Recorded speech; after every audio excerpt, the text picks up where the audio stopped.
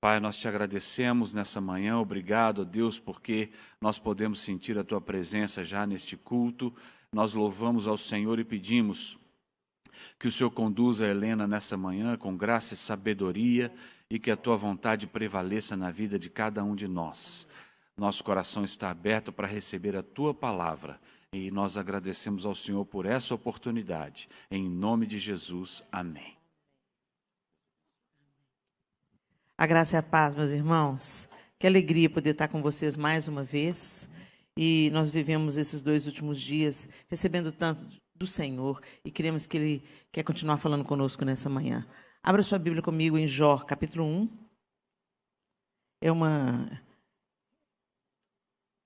É uma leitura extensa, mas vamos juntos. Jó, capítulo 1, a partir do verso 6. Eu vou usar a versão NVI. Certo dia, os anjos vieram apresentar-se ao Senhor, e Satanás também veio com eles. O Senhor disse a Satanás: de onde você veio? Satanás respondeu ao Senhor: de perambular pela terra e andar por ela. Disse então o Senhor a Satanás: reparou em meu servo Jó? Não há ninguém na terra como ele, irrepreensível, íntegro, homem que teme a Deus e evita o mal. Será que Jó não tem razões para temer a Deus? Respondeu Satanás. Acaso não puseste uma cerca em volta dele, da família dele, de tudo que ele possui? Tu mesmo tens abençoado tudo que ele faz, de modo que os seus rebanhos estão espalhados por toda a terra? Mas estende a tua mão e fere tudo que ele tem, e com certeza ele te amaldiçoará na tua face. O Senhor disse a Satanás: pois bem, tudo que ele possui está nas suas mãos, apenas não toque nele. Então Satanás saiu da presença do Senhor. Certo dia, quando os filhos e as filhas de Jó estavam num banquete, comendo e bebendo vinho na casa do irmão mais velho, um mensageiro veio dizer a Jó: os bois estavam arando e os jumentos estavam pastando por perto, quando os sabeus os atacaram e os levaram embora. Mataram a espada os empregados, e eu fui o único que escapou para lhe contar. Enquanto ele ainda estava falando, chegou outro mensageiro e disse: fogo de Deus caiu do céu e queimou totalmente as ovelhas e os empregados, e eu fui o único que escapou para contar a você. Enquanto ele ainda estava falando, chegou outro mensageiro e disse: vieram caldeus em 3 bandos, atacaram os camelos e os levaram embora. Mataram a espada os empregados, e eu fui o único que escapou para contar a você. Enquanto ele ainda estava falando, chegou ainda outro mensageiro e disse: seus filhos e suas filhas estavam num banquete, comendo e bebendo vinho na casa do irmão mais velho, quando de repente um vento muito forte veio do deserto e atingiu os 4 cantos da casa, que desabou. Eles morreram, e eu fui o único que escapou para contar a você. Ao ouvir isso, Jó levantou-se, rasgou o manto e rapou a cabeça. Então prostrou-se com o rosto em terra em adoração e disse: saí nu do ventre da minha mãe, e nu partirei. O Senhor o deu, o Senhor o levou. Louvado seja o nome do Senhor. Em tudo isso, Jó não pecou e não culpou a Deus de coisa alguma. Jó capítulo 2. Num outro dia, os anjos vieram apresentar-se ao Senhor e Satanás também veio com eles para apresentar-se. O Senhor perguntou a Satanás: de onde você veio? Satanás respondeu ao Senhor: de perambular pela terra e andar por ela. Disse então o Senhor a Satanás: reparou em meu servo Jó? Não há ninguém na terra como ele, irrepreensível, íntegro, homem que teme a Deus e evita o mal. Ele se mantém íntegro, apesar de você me haver instigado contra ele para arruiná-lo sem motivo. Pele por pele, respondeu Satanás. Um homem dará tudo o que tem por sua vida. Estende a tua mão e fere a sua carne e os seus ossos, e com certeza ele te amaldiçoará na sua face. O Senhor disse a Satanás: pois bem, ele está nas suas mãos, apenas poupe a vida dele. Saiu, pois, Satanás da presença do Senhor e afligiu Jó com feridas terríveis, da sola dos pés ao alto da cabeça. Então Jó apanhou um caco de louça e com ele se raspava, sentado entre as cinzas. Então sua mulher lhe disse: você ainda mantém a sua integridade? Amaldiçoe a Deus e morra. Ele respondeu: você fala como uma insensata. Aceitaremos o bem dado por Deus e não o mal? Em tudo isso, Jó não pecou com seus lábios. Na versão NVT, ele diz assim, você fala... NVT não, a Almeida Revista e Atualizada, você falas como uma doida. Falas como uma doida. temos recebido o bem de Deus e não receberíamos também o mal? Em tudo isso, isso não pecou Jó com os seus lábios. Bom, a história de Jó já é muito conhecida de todos nós. E me chama a atenção, quando a gente lê o livro, ele é um livro muito dramático, e a gente vê os amigos de Jó querendo achar o motivo de Deus ter permitido tanta diversidade, e isso não é diferente com a gente. Quando a gente começa a viver uma diversidade, quando a gente caminha em integridade diante de Deus, a gente caminha em temor diante de Deus, e as coisas começam a dar errado, a gente começa a questionar. Espera aí, por que está acontecendo isso comigo? A nossa tendência natural é questionarmos a Deus. Mesmo quando a gente não faz isso com os nossos lábios, a gente faz isso no nosso coração. E não é só quando está acontecendo com a gente, quando está acontecendo com o outro também. A gente respingou muito em nós, dessa geração, os resíduos, os resquícios do Evangelho da Prosperidade. E um dos pilares do Evangelho da Prosperidade é: se você teme a Deus, se você crê em Deus, tudo vai dar certo na sua vida. Se você está acontecendo alguma tragédia na sua vida, você está em pecado, tem alguma coisa errada na sua vida. Porque Deus só quer prosperar, Deus quer curar, Deus quer abençoar os seus filhos. E é fato, Deus tem bênção para os seus filhos, Deus quer curar os seus filhos, Deus quer abençoar os seus filhos. Mas Deus, como qualquer um de nós, se você exerce uma paternidade saudável, filho também tem limite. Filho não faz tudo que ele quer e tem vontade, não. Um pai amoroso não satisfaz todos os caprichos e desejos do filho. Senão esse filho vai crescer sem nenhuma resistência. Vai crescer totalmente vulnerável, desprotegido. Um pai que ama e conhece, por exemplo, um ambiente inóspito e perigoso, ele vai falar com o filho: não vai lá não, não pode não. Nós não vamos expor as nossas crianças ao perigo. Então isso vai envolver muitos nãos na trajetória. E Deus não é diferente. Deus também vai nos dizer nãos. Deus também vai nos dizer espera.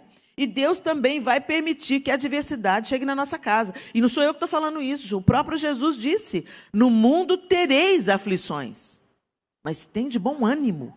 Eu venci. Eu venci na roupa de vocês. Eu venci na humanidade de vocês. Então é possível vocês vencerem também. Porque vocês agora têm a mim, têm o poder do Espírito Santo que eu deixo para vocês e têm o poder da palavra de Deus. Vocês não estão desprotegidos. Vocês não estão desamparados. Mas a coisa vai estreitar. A palavra de Deus diz que a porta que conduz à vida é estreita e apertado o caminho.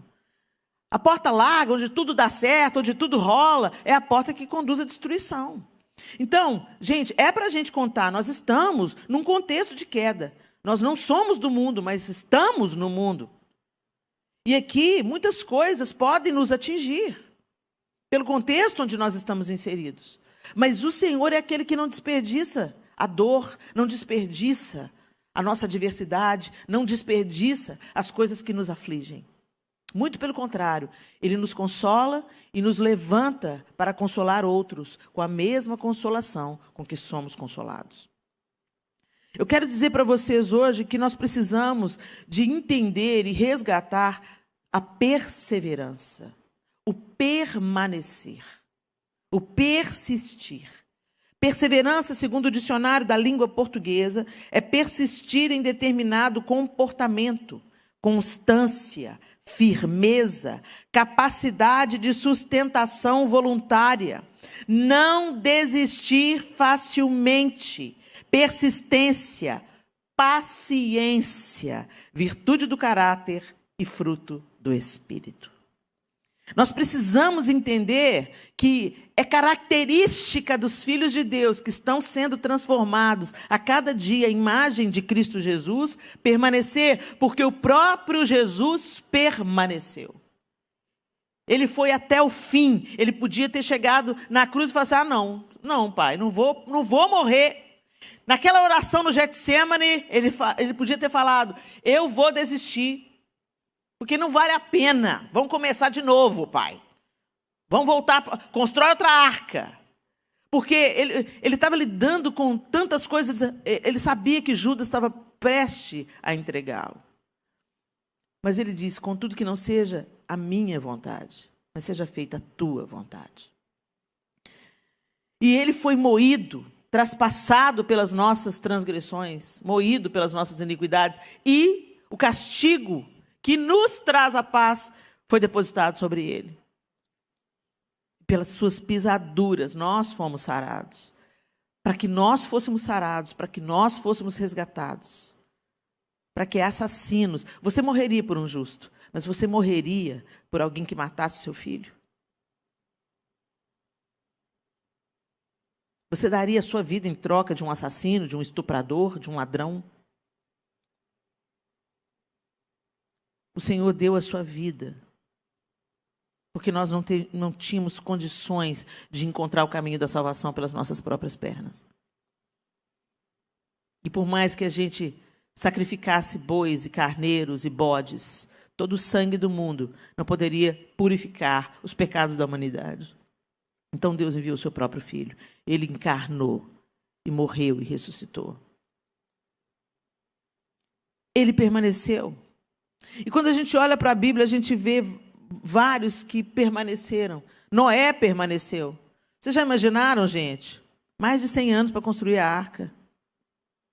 Vocês já imaginaram a zombaria? Sei lá o que esse homem ouviu ao longo do tempo, passando, e ele construindo a arca, e vai cair chuva, não tinha nem chuva, vai cair água do céu, o cara está louco. Eu fico imaginando a zombaria, depois o costume, o povo primeiro zombou, depois acostumou, entrou, saiu da arca, ia visitar, virou ponto turístico, sei lá o que aconteceu, só sei que Noé permaneceu crendo e construindo, esperando a promessa de Deus se cumprir. Abraão, ele nem viu a sua descendência como a areia da praia, as estrelas do céu. Mas em Isaac ele viu o cumprimento da promessa.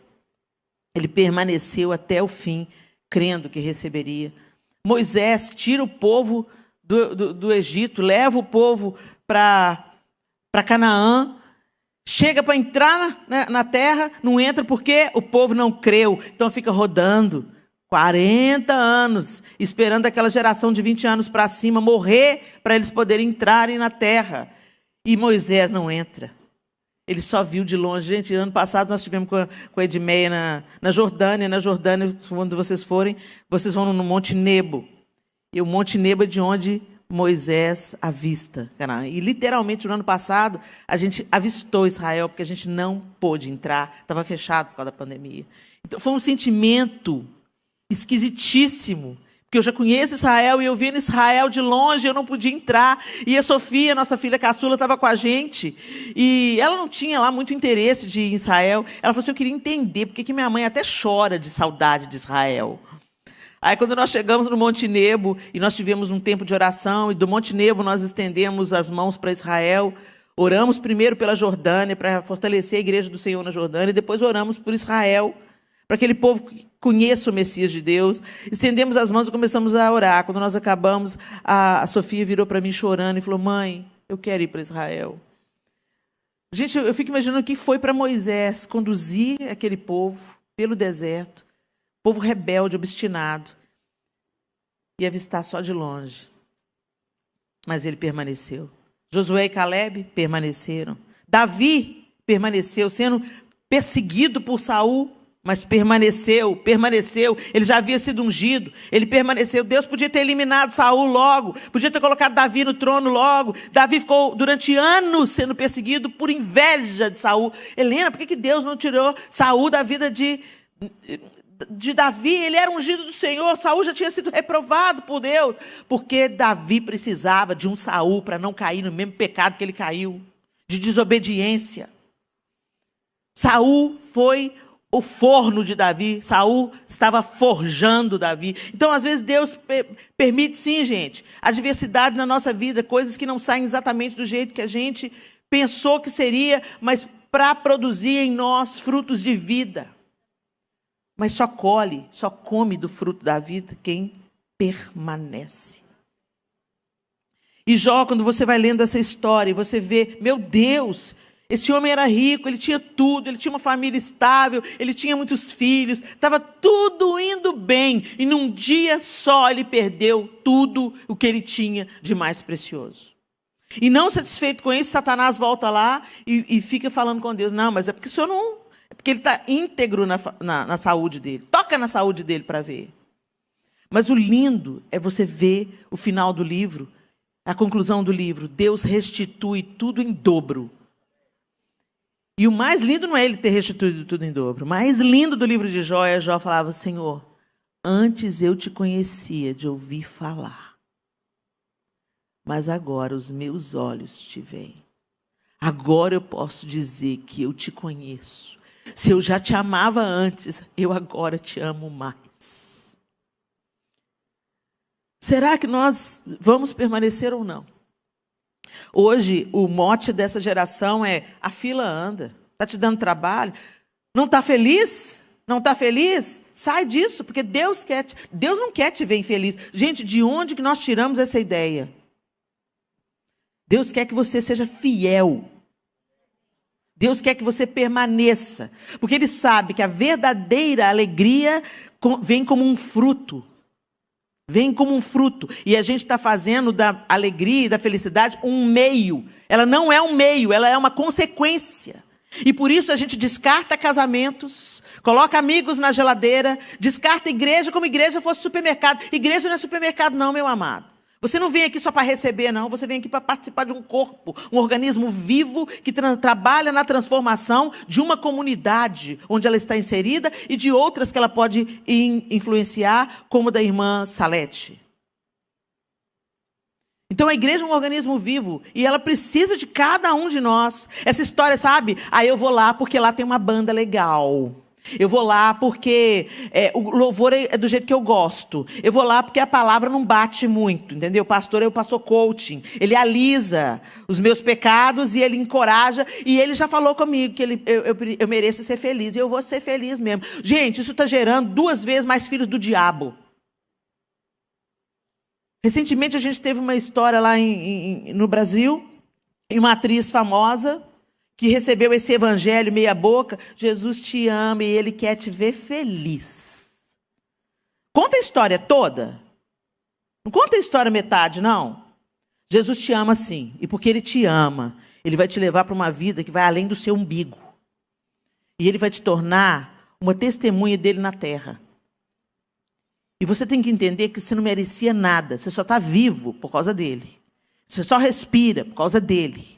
Tudo que você tem na vida é pela graça e misericórdia dele. Você acordou hoje? É graças a ele. Ele é o rei e nós prestaremos contas a ele. Não apenas o que a gente fez com a graça que recebemos, mas o que nós estamos fazendo pelo próximo que precisa de ser amado. Ser cuidado.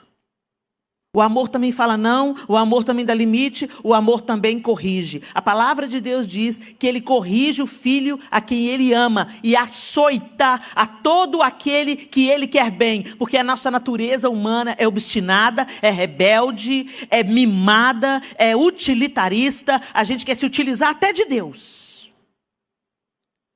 E o Senhor amoroso, um Pai pleno e perfeito, nos toma pela mão e às vezes é preciso Ele caminhar conosco até o vale. E lá no vale, Ele vai nos forjar. Eu tenho as minhas lutas como você tem as suas. Mas as minhas lutas estão trazendo sobre mim peso de glória. Porque eu estou sendo forjada na fornalha. O ferro, para ele ganhar forma e utilidade, ele vai na fornalha, esquenta, esquenta, esquenta, esquenta, esquenta. Vai na bigorna. Bate, bate, bate, bate, bate, depois refrigério. Com a gente não é muito diferente, não, gente.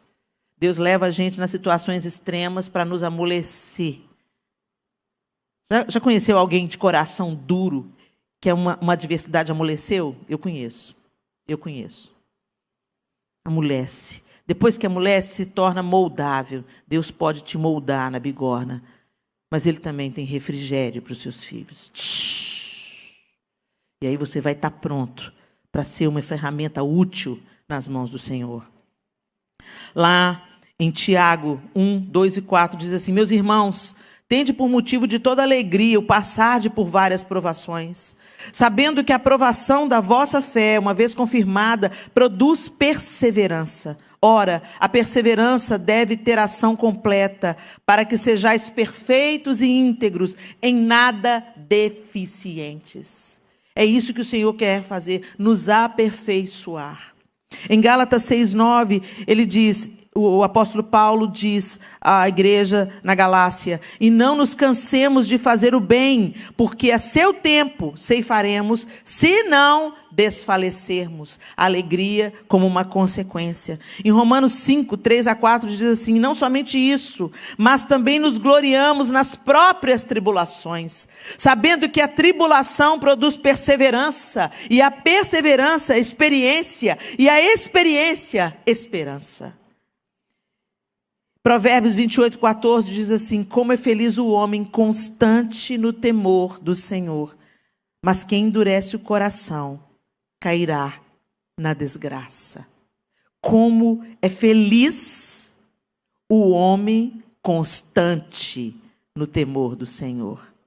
A felicidade, a alegria, o contentamento, a plenitude, ela vem como uma consequência, ela vem como um fruto. A felicidade bíblica, a palavra traduzida, bem-aventurança, ela traduzida para o português, ela se esvaziou. Feliz. E a gente pensa em felicidade como um estado emocional e mental favorável. Mas a bem-aventurança, ela tem um sentido amplificado no original. No original, ela significa ser feliz, ser bem-aventurado é atingir os seus fins, cumprir o seu propósito e florescer. Percebe que o florescer vem depois? O melhor vinho fica para o final. Tem uma jornada. Tem uma jornada.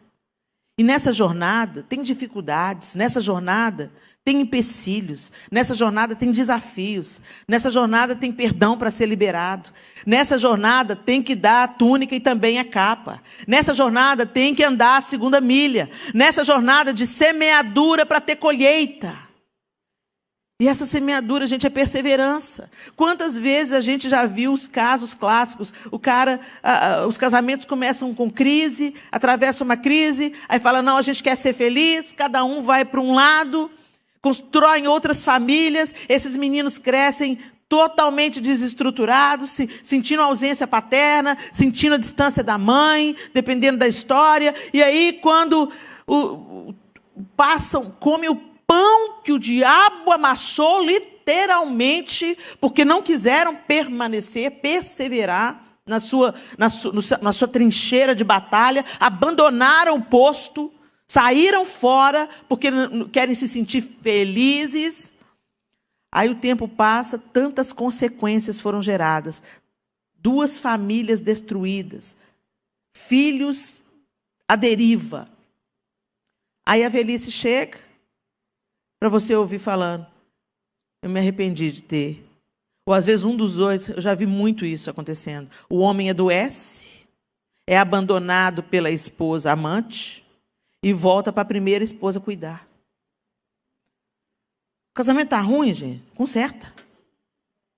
Não abandona, não. Não abandona o barco, não. Você fez uma aliança diante de Deus. Você fez uma aliança diante de Deus. Não é cerimoniazinha bonitinha, com vestidinho bonitinho, não, gente. Você fez um propósito diante de Deus. É na alegria, e na tristeza, na saúde e na doença. Honra os seus votos. Pede ajuda, chama terapeuta. Chama o pastor, faz alguma coisa. Um dia vocês resolveram casar. Alguma coisa de boa deve ter aí nesse caboclo. Redescobre. Alguma coisa boa deve ter nessa mulher. Você levou ela no altar, redescobre, reapaixone-se, constrói de novo, deixa Deus reconstruir, permaneça, persevera, porque você vai colher. Eu nunca passei uma crise grave com o João no casamento, com a graça e pela misericórdia de Deus, não porque a gente é bonzinho, porque só Jesus na casa tinha que me dar um homem manso, porque eu sou uma mulher difícil. Glória a Deus, ele tem a maior virtude do mestre, manso e humilde de coração. Por isso que ele é descanso, ele tem descanso. Ele encontrou descanso na vida. Mas em nenhum momento nós pensamos em desistir. Não tem essa opção. Então, casamento é às vezes ter conversas difíceis, buscar ajuda, reconstruir. Agora, nós nunca passamos por isso, mas eu posso dizer que com 32 anos de casados, eu nunca fui tão feliz nos 10 primeiros anos, 15 primeiros anos, não. Agora eu estou experimentando o melhor vinho. Mas ele principalmente, teve que aguentar muito. Teve que permanecer, né? Firmar o toco, como diz lá em Verão. Firma o toco. Não arreda o pé. Permaneça orando pelos seus filhos que se desviaram. Não abra mão deles. Eles podem fugir da sua casa. Eles podem fugir até do seu abraço, mas eles não têm defesa contra as suas orações. Continue dobrando. Gerou com o útero, agora gera nos joelhos. Não desista até ver a obra transformadora de Deus na vida desses meninos. Senhor, convence da justiça, do pecado e do juízo. Para de falar. O que você tinha que falar, você já falou. Agora é tempo de falar com aquele que pode convencer da justiça, do pecado, do juízo. Não abra mão dos seus filhos. Tem gente que fala assim, entreguei para Deus. Mas não ora, não ama, não abençoa, não acolhe quando precisa. Entreguei para Deus. Toma a sua posição. Não abra mão. O serviço está difícil, o trabalho está difícil. A gente tem que querer crescer, gente. Está difícil, você pode migrar para um trabalho melhor. Não tem nada de mal nisso. Mas deixa a porta aberta. Sai bonito, termina bonito os seus ciclos.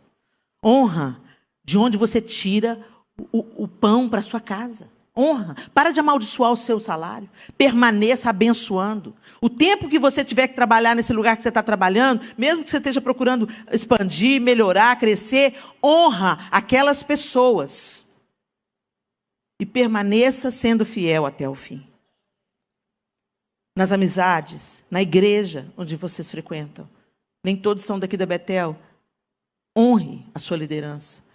E se Deus te dirigir para uma nova etapa, para um outro ciclo, para viver em outra comunidade de fé, não tem nada de errado. Você não pode afastar de Jesus. Mas se Deus está te dando a direção de ir para outro lugar, até na sua despedida, honre quem cuidou de você na sua casa de origem. Honra a sua liderança. Mas eu não concordo com a minha igreja. Tem um tanto de coisa na minha que eu não concordo também, não. Mas eu coopero com o que eu posso.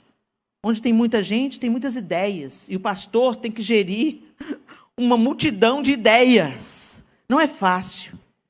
Mas é nessa diferença que nós somos aperfeiçoados. Permaneça. Feche os seus olhos. O que você está querendo desistir? O que você está querendo abandonar? Em nome de Jesus, meu irmão, eu quero te encorajar. Permaneça fiel. Permaneça firme. O propósito do Senhor é nos conduzir em perseverança. Noé permaneceu, Abraão permaneceu, Moisés permaneceu, Davi permaneceu, Jesus permaneceu. E nós permanecemos crendo na vinda do Senhor e na restauração de todas as coisas. Permaneça. Não desista, não abra mão, não abandone.